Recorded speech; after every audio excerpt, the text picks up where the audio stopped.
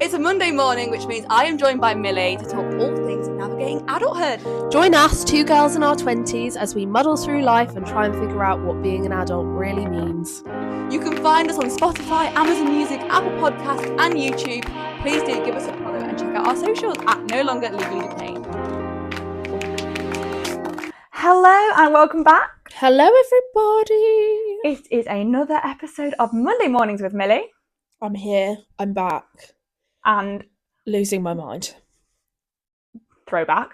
And today we are diving into another topic that is a big game changer. All of our topics are big game changers. Woo! I actually think they are. They are at the moment. We're taking on the big. We're taking on the big guns, the big moments. It's like we're starting 2025 probably a little bit too hard.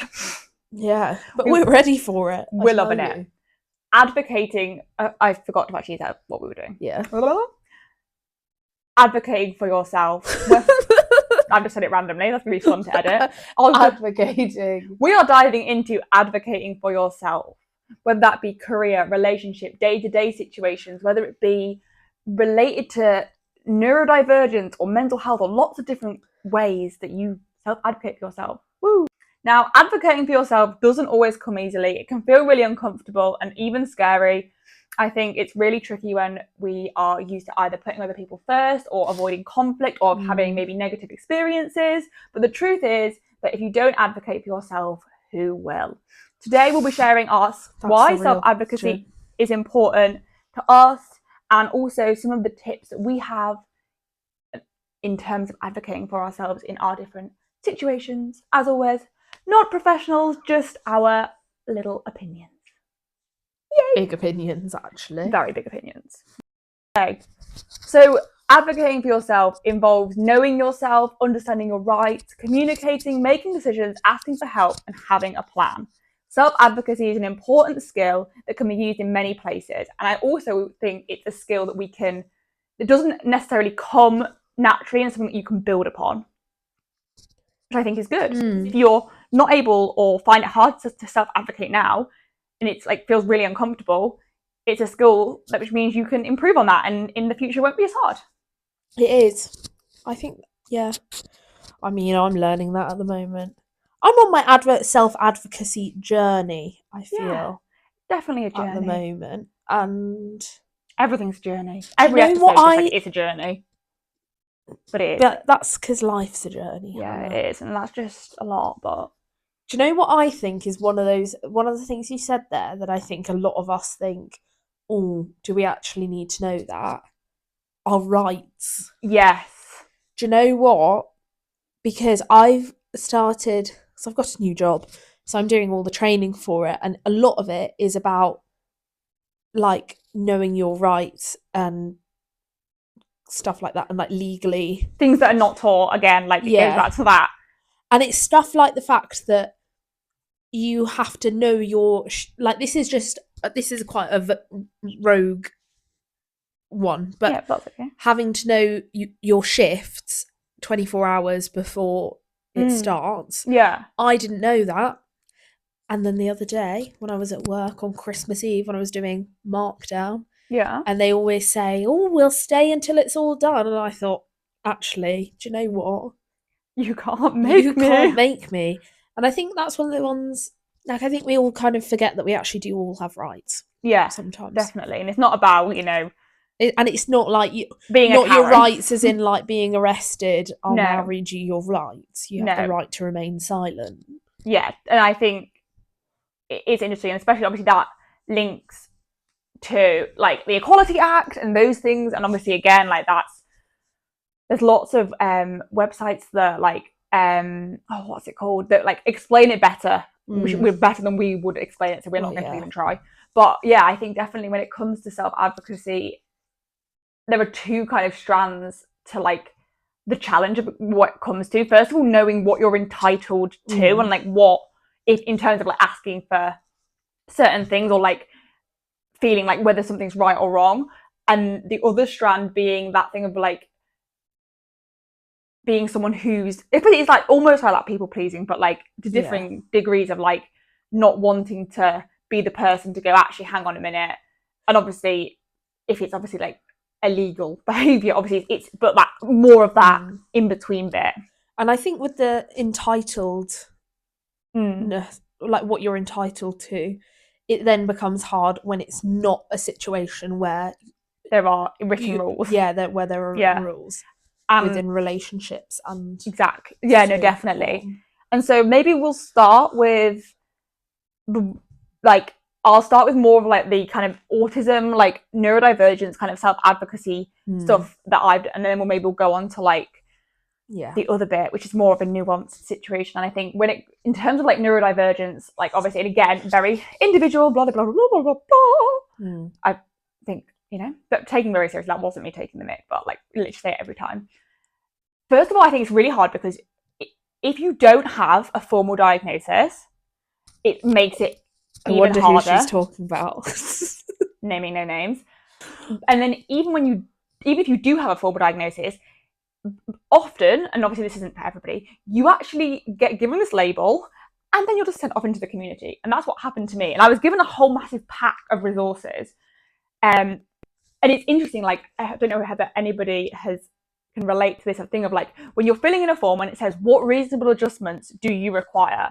What do you fill into that box? It is such a tricky thing because I think that's such a minefield when it comes to like self-advocacy, because what do you put in that box? What are you entitled to? What is reasonable? What do they even have to offer? And what do you actually need in that situation?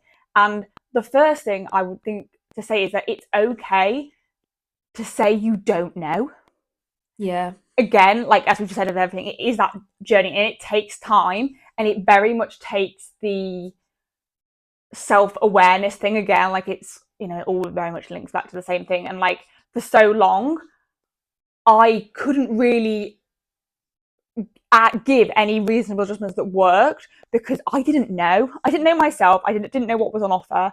I didn't know what would work. I didn't know who I was and what I really struggled with. So it's definitely that long kind of journey. But in terms of recommendations, first of all, write things down. Like that is, keep a book if you can, or something of like when something that works, and having those just reminders.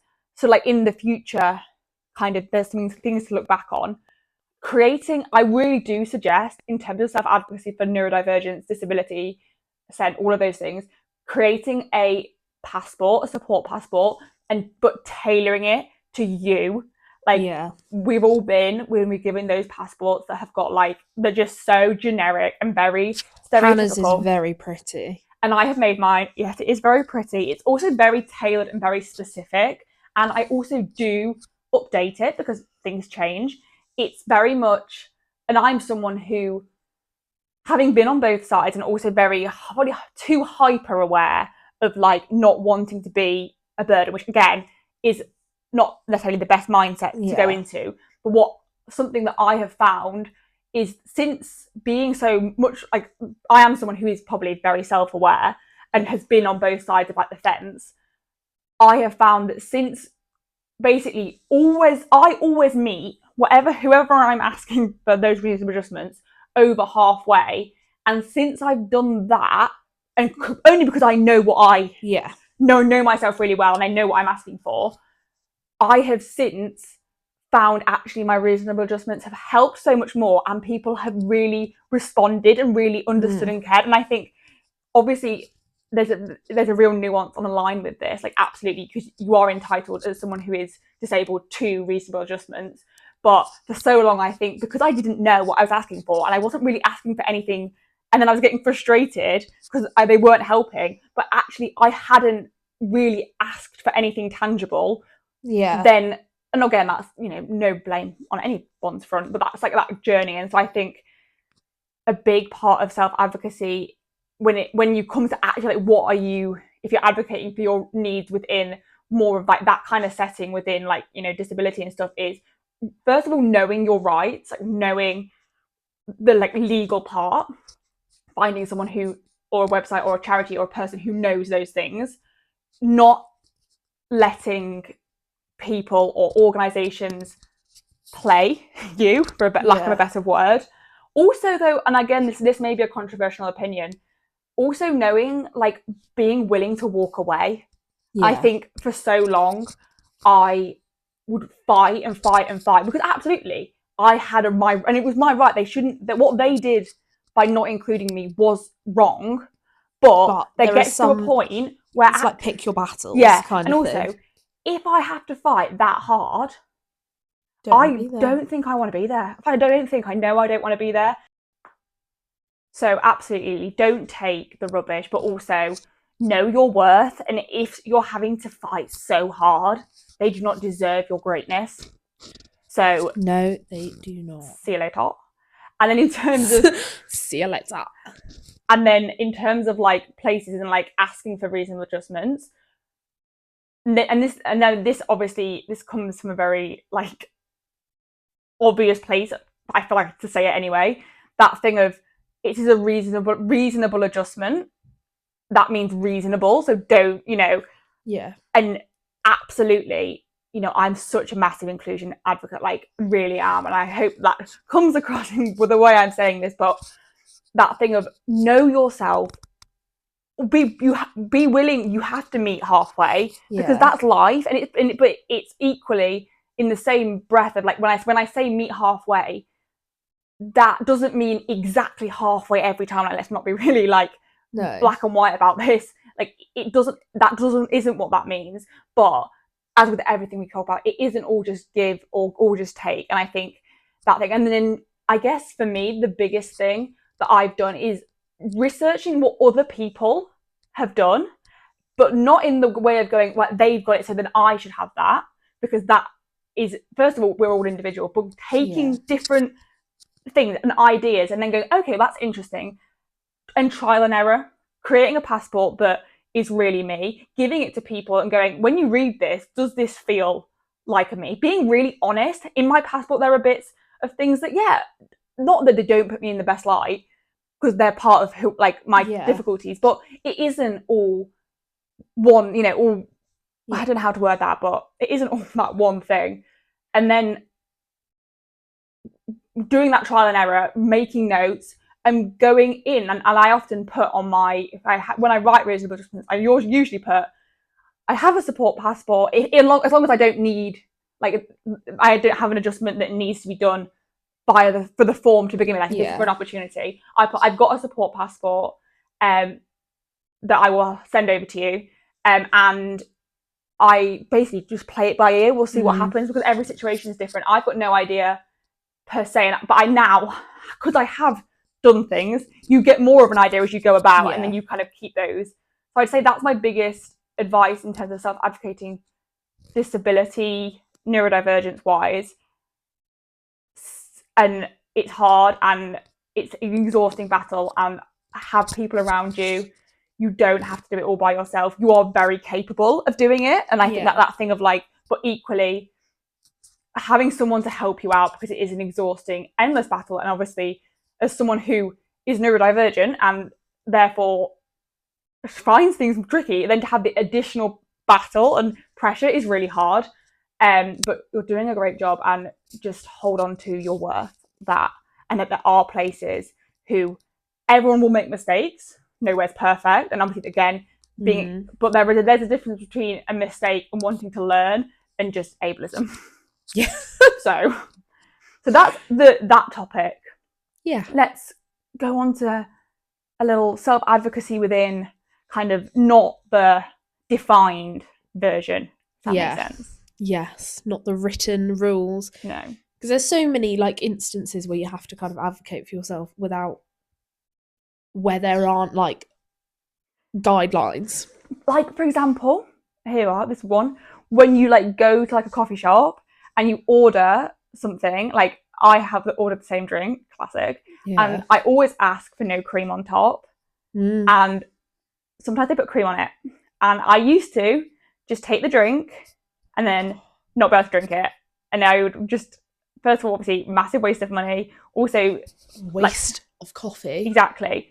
So that seems like such a small, but I think I found so hard to go, I'm really sorry, I asked for it without cream. I feel like that's such a, I feel like people listening will be like, yes. And like, I'm because there's a certain coffee shop near where I go to uni that get very triggered when you ask them to take the cream off, and I'm like, I don't want a whole new drink. They think they have to make me a whole new drink. I'm like, no, just can you just swipe it off? It's only because the vegan cream is so sweet that like that's why I don't want it on there, because I can't drink it, because I can't then drink the whole thing. I'm a very slow drinker as it is, but like that is such a thing that I'm like, and that could seem like such a small thing, but I think a lot of people would probably also agree with me that it's quite actually a really hard thing. But having that, like, to go, actually, you know what, do it in a nice way. And, you know, I don't work in hospitality. I worked for 6 months and it was really horrific, but absolutely. And I know that people, having friends who work in hospitality, you know, you don't need a customer, but you can do it very nicely. And on the whole, they're gonna, as someone who works in retail, the people who come back and say, oh no, my order was wrong, or there's something missing in my delivery, in a nice way, nobody's getting offended with that. If anything, you're like, oh my god, I'm so sorry, let me sort that out. If you go in all guns blazing, and that's just, you know, that's just being a nice person. And also that thing of like, if you ask for your coffee to be removed, or you say you've got the thing and the worker does huff and puff a bit, although that, we have to remember that has got really ultimately nothing to do with us. They may be taking that out on, they've probably had about 20 people who have shouted, or they've had a rubbish day, or they, you know, their dog died on the way to work, or I don't know, like they've been working for 15. That's not funny if your dog dies. They're working for 15 hours, like, and although I always take that really personally, even though in reality it will have absolutely nothing to do with how I've asked for my coffee. And if it has, even if they're really triggered because I've said, excuse me, can you take my cream off my coffee? Ultimately in life, it's still a win because you've got the coffee. Gone off and asked. they're still getting paid, probably minimum wage, but you know, awkward. Probably actually not a lot of money, but they are getting paid. So that's like, I guess, like, that's an example of like, it's like when you go, you've got the wrong thing, and like it is. But I think it's a relatable like effort. But then we've got self-advocacy within like friendships, relationships, family relationships. That's hard. I think that's the hardest one. Because as much as like you can be afraid to offend the barista at Costa, you're never going to see them again necessarily. You can leave Costa. Whereas friends and family, and I know I especially struggle with this when it's people not in my like close family and close friends. Do you know what I mean? Like I can advocate for myself with like my parents in terms of saying like, oh, this is something that, but it's never really that formal, is it? I feel like that's the thing. You don't sit down with your parents and go, actually, well, sometimes you do, but I think, but with further friends and family, more like acquaintance, like distant friends and family. But I think it's, what I'd say about that is, you think it's a confrontation? Is you've got to think, is it worth it? And I'm not saying in terms of is the advocacy worth it, because of course it is, but is, you've got to weigh up like, is it on the tipping scale, which way causes further discomfort, and then that might be a situation where you don't say something. Is it that, you know, maybe they've made some comments that you don't like? Is it actually you feel you want to say to them, actually, no, I don't like it when you say that? Or is it you think, maybe this person isn't actually a person for me, and I'll take a step back from this relationship, and that's okay. I'm okay with doing that. And like I don't see them that often, and actually the mental impact of me like talking to them about it is just gonna be worse than the fact that they've, and I suppose that is like, that's a really tricky mindset, because although and it's not saying that it's right when people do those things, but also equally we are always going to be faced with people who don't get things, or people who even, you know, go further in that not getting it to a point that it is, you know, wrong. And it doesn't, and like genuinely it doesn't mean you agree with it. And it doesn't make you or condone it or make you a bad person because you didn't stand up and and say something, and I'm not saying like No, let injustices in the world exactly. happen, No, but in a it's, you know, nuances and it's context yeah relevant. And I think, yeah, and also there is situations, and I think especially like I was thinking about this over like the Christmas period of like, in terms of, you know, a lot of people obviously talking about like the challenges of Christmas, and like and you know, the people saying, well, you know, just add like be able to like don't go to an event, and although there's definitely that's, you know, the ultimate dream, appreciate that not everybody's in a position to be able to say no to things that, or yeah to advocate and say, oh, I can't do that. But, and although that's really horrible, and I wish that we could give you like, there isn't, but the only kind of thing I would like share, I guess, as a thought is keep a note, whether that be a mental note, physical note on your phone, and of those situations of what you would have done, so because eventually, hopefully, you will be in a situation where you have more autonomy, and therefore then you know, actually, I've when I'm growing up, I had to go to every single family party because I had no choice. Like, yeah but now that I'm 21 and I've left home and I don't see my family as much, I can say no, and I have yeah that power. And I guess that's not necessarily, it's not helpful in the moment, no. but I guess knowing, Because I think that's a big one, isn't it? Like you at, and especially over Christmas when the politics conversations come out, and you know, and just like these things with like food is like, you know, someone who's got ARFID, and like I know a lot of fellow ARFID sufferers, like it becomes this massive like struggle around like socializing, and like, whereas I genuinely, hand on heart, I don't have that issue like around the social aspects of food, because I will go to something and just not eat. And luckily, everybody who I surround myself with now, first of all, don't ask. Second of all, we often don't unless you're me, I just forced you to eat your pizza at my party. don't do things, but make sure that like your party, it was pizza.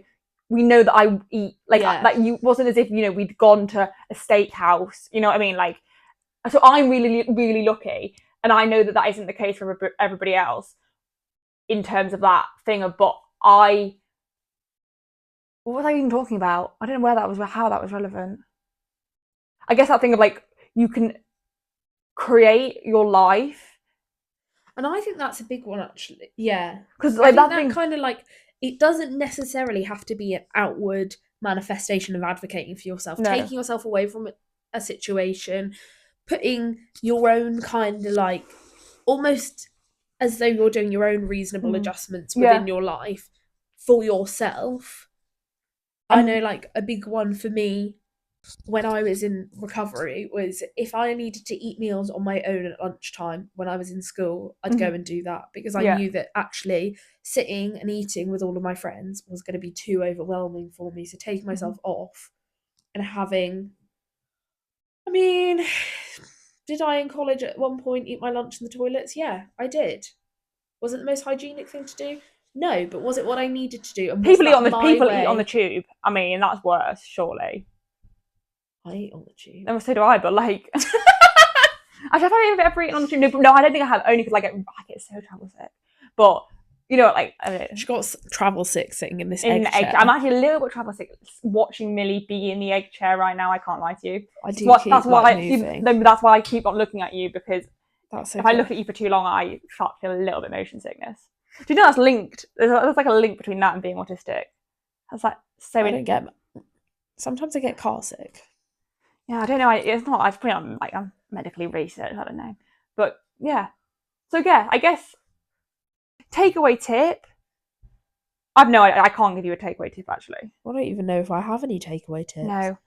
I guess just like, don't be afraid to do it, and do what feels right. Like, you don't have to make yourself feel really uncomfortable and go out of your way to stand up and say like, I need this. No. Do it in a way that makes you feel good. Do it.